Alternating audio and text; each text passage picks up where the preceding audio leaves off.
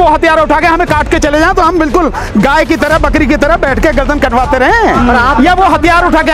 हाँ, संविधान को मानने वाले, संविधान में ये भी अधिकार दिया कि कोई आपको मारने को आए तो अपनी रक्षा के लिए आप हथियार उठाओ। संविधान ने तो दिया अधिकारी, लेकिन कोई मारने आएगा तो चूड़ियां नहीं पहनने की मैं गर्दन काट दूं। ये घटनाएं, मैं बार बार कहा है, ये घटनाएं तब तक चलती रहेंगी जब तक आप मारना नहीं सीखोगे। ये तब तक चलेंगे जिस दिन आप मारना सीख जाओगे, कोई आपके खिलाफ कुछ नहीं कर सकेगा।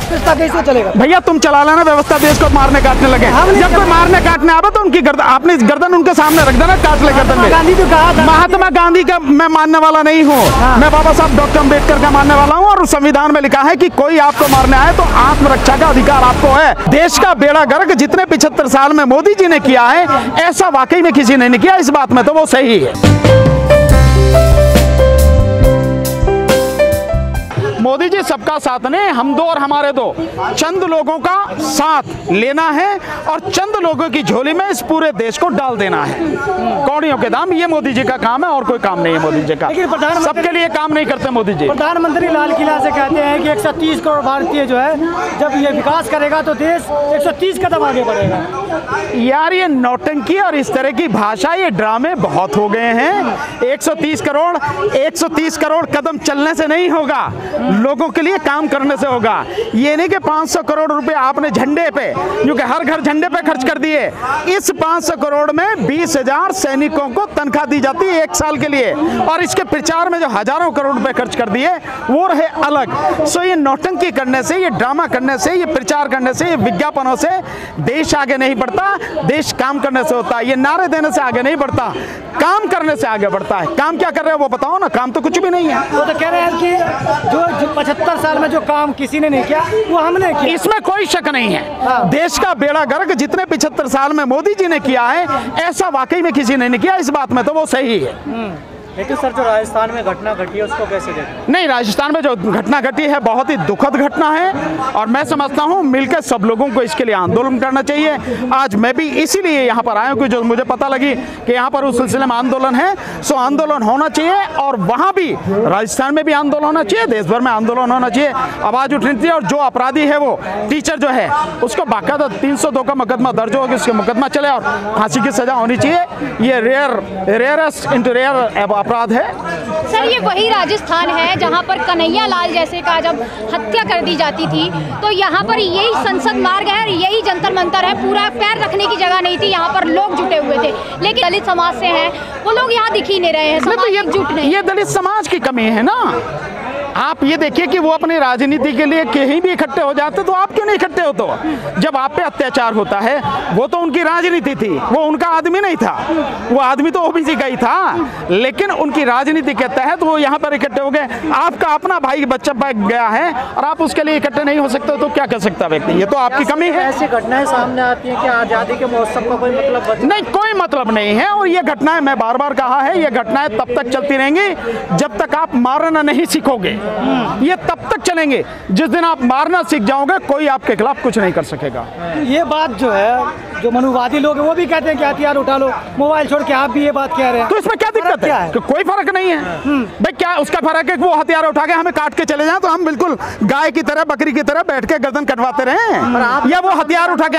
हाँ, संविधान को मानने वाले, संविधान में ये भी अधिकार दिया कि कोई आपको मारने को आए तो अपनी रक्षा के लिए आप हथियार उठाओ। संविधान ने तो दिया अधिकारी, आईपीसी ने तो दिया ये अधिकार। 8 साल का बच्चा क्या करता सर? नहीं, 8 साल का बच्चा नहीं करता, उसके परिवार वाले लोग हैं, समाज के लोग हैं, आवाज तो उठा सकते हैं कि उसके खिलाफ FIR हो, 302 का मुकदमा हो और वो जेल जाए। ये तो काम कर सकते हैं। पुलिस लाठी चार्ज करे उनके सर, कोई बात नहीं, कितने लोगों पर करेगी? हमारी आबादी कितनी है? हमारी आबादी कितनी है उसके हिसाब से लड़ो। हमारी आबादी 40 करोड़ से ज्यादा है, पुलिस वाले इतने लोग हैं क्या? इतनी लाठी बरसाएंगे?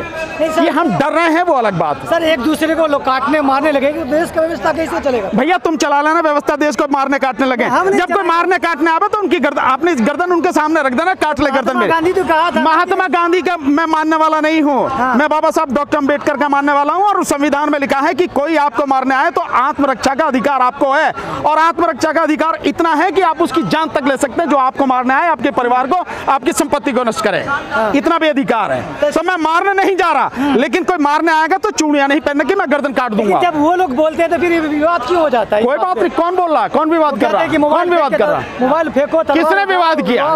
बोलो बोलो, बोल रहे हैं वो, इसमें क्या दिक्कत है? बोल रहे हैं वो तो। लेकिन सर राहुल प्रियंका सबको न्याय दिलाने जाती है, राजस्थान में नहीं जाते हो न्याय दिलाने। जाके बोलो भैया, उनके दरवाजे पे जाओ, जाके तुम सबको न्याय दिलाओ। दलितों से क्या दिक्कत है? जाओ उन्हें भी न्याय दिलाना, बोलो आप सारे जाके मीडिया वाले। यूपी में तो दलित को न्याय दिलाने चले जाते हैं, राजस्थान में नहीं जाते। तो राजस्थान में क्योंकि उनकी सरकार है इसलिए नहीं जा रहे होंगे, इसलिए तुम जाके कहोगे तुम्हारी सरकार है इसलिए नहीं जा रहे क्या?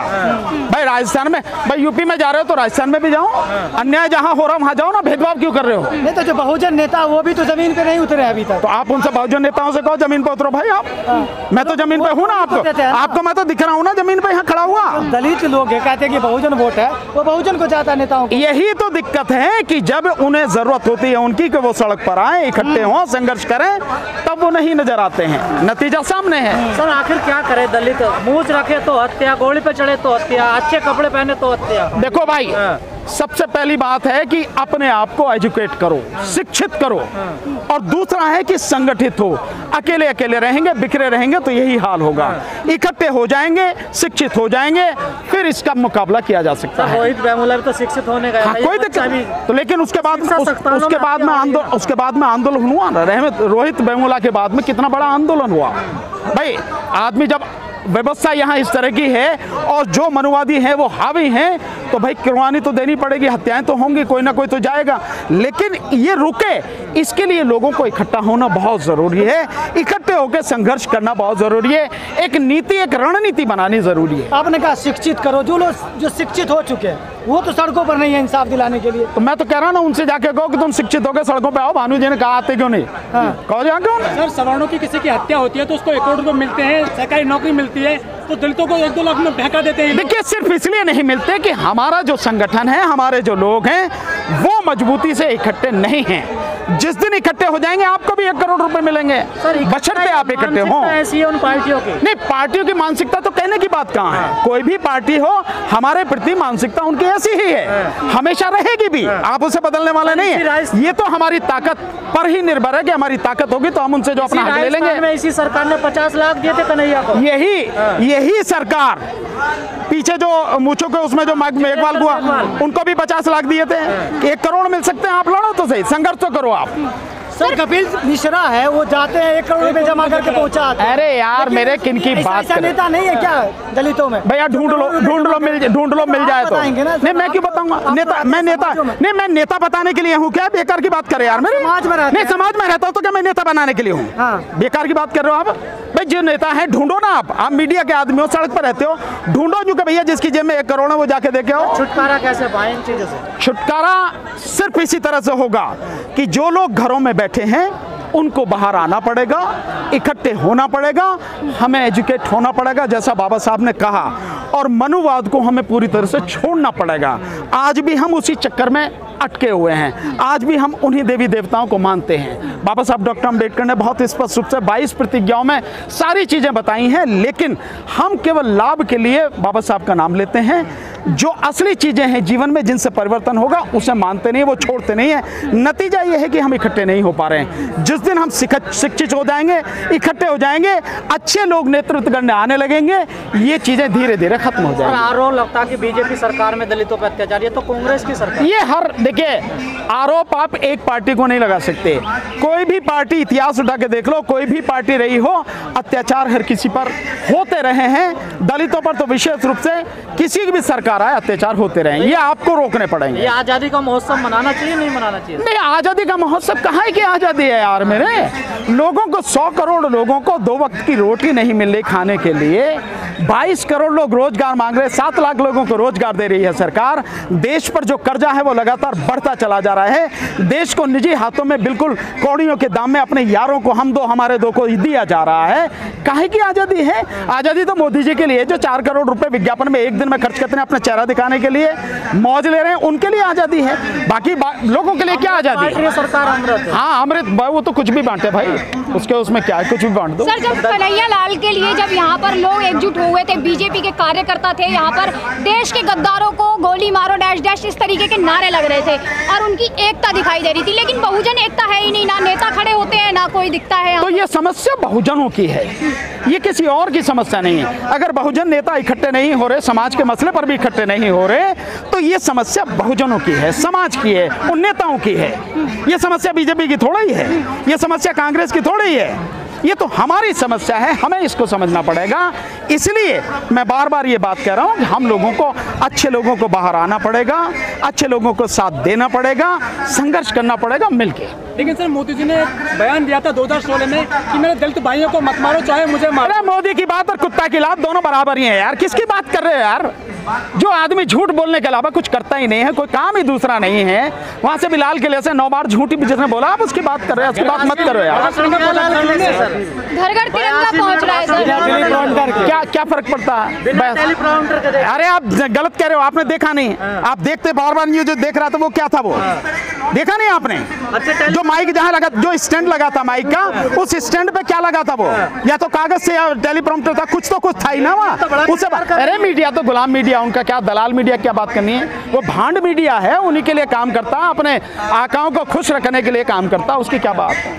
तो मीडिया से कोई उम्मीद नहीं आपको? नहीं, आपसे उम्मीद है, उस मीडिया से नहीं जिसकी आप बात कर रहे हो। आपसे उम्मीद है भाई, आप ही ने किसान आंदोलन घर घर पहुंचाया, दुनिया में पहुंचाया, आप ही ने CNRC को पहुंचाया, आप ही ने रोजगार आंदोलन जो उसको पहुंचाया, जितने भी आंदोलन होते हैं जिनकी कहीं से खबर नहीं आती, आप ही लोग पहुंचाते हो। आपसे उम्मीद है, उस भांड मीडिया से नहीं है, जो गोदी मीडिया है, दलाल मीडिया, उससे नहीं है। 101 दलित सांसद भी है सर, वो कहीं ट्वीट नहीं कर रहे हैं। अरे वो दलित सांसद नहीं है, वो गुलाम है, वो गुलाम है वो।